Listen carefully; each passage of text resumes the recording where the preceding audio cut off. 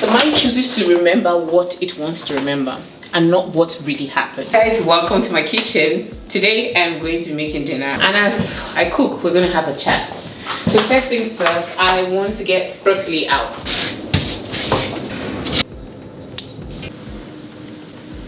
We're going to be having broccoli. And quickly in the sink, we have some chicken. Let's prep that. The greatest skill you can have is the ability to stay joyful when there's nothing to be joyful about. Sometimes life is just lifing. There's nothing exciting, but you have to create joy for yourself. So I have the chicken here. I'm gonna wash that soon, but first things first, let me rinse out the broccoli. My secret sauce.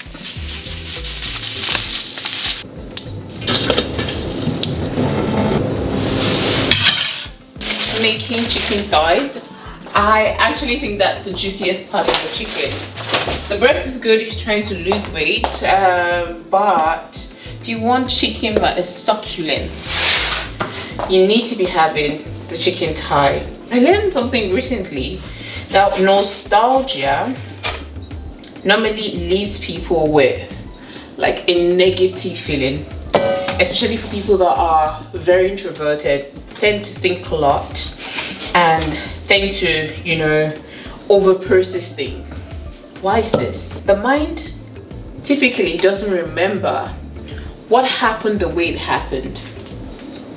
Follow me. The mind chooses to remember what it wants to remember and not what really happened, right? When you're thinking back at a memory, you're thinking about all the highlights. You're thinking about how you might have felt in that period. That thing you're replaying in your mind is never the accurate picture of what really happened. It doesn't tell the full story. And it got me thinking, okay then, can I relate to that? If you imagine eating something, maybe growing up, you ate a particular meal or you visited a particular place and you think about it and you're so obsessed with that, what's it called, that experience.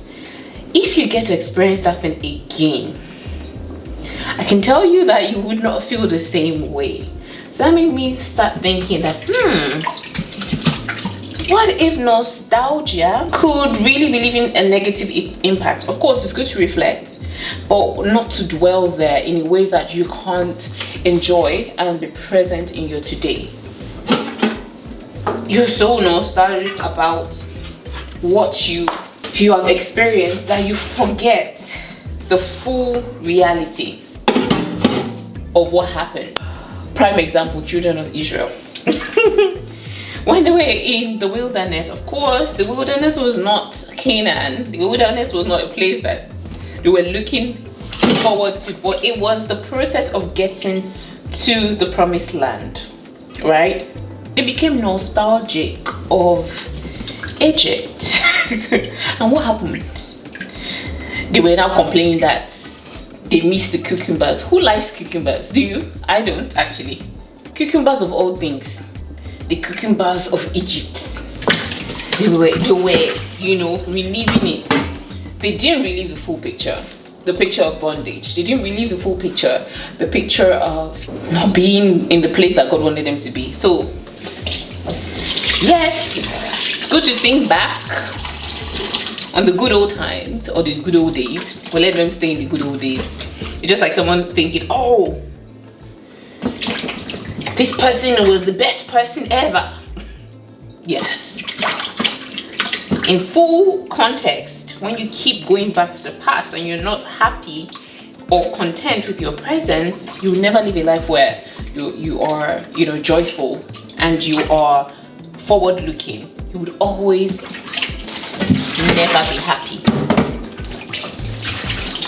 Something I'm learning. Reflect on the past, be thankful for it. Don't dwell there, it's in the past. No matter how good, your mind, especially when you're overthinking, will never paint the accurate picture for you. Just so you know. I wish I had lemon, because I would have used lemon to really wash this chicken to my satisfaction, like to scrub out all the impurities. But I don't have lemon on hand. I forgot to buy it when I went to the shop. So I'm going to have to make do with what I have at home, right? Gonna put some oil.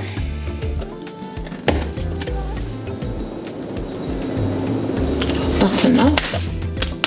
Vegeta, some paprika. This other side. Next thing we're gonna put is sea spice. Oh no, measy, it's measy.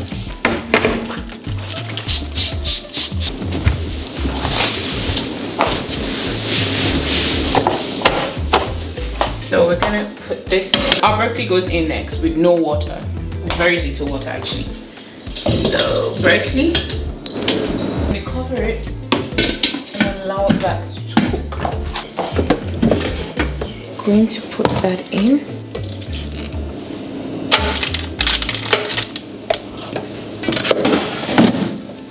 The idea is to make a very simple pasta dish.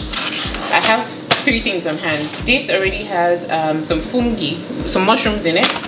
I have mushrooms here. This works, and cherry tomatoes. So this would be the main dish. Now we'll go with this. Put it on here. This with no water at all, just the broccoli. Yeah.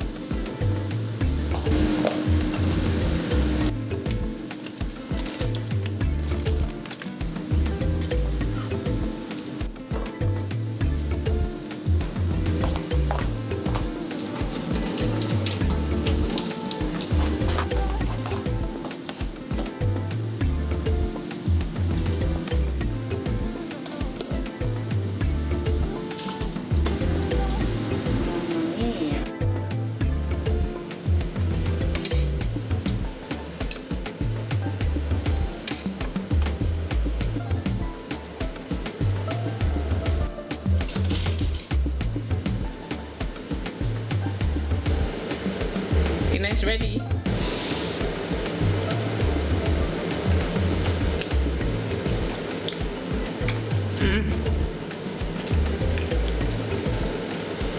That's so good.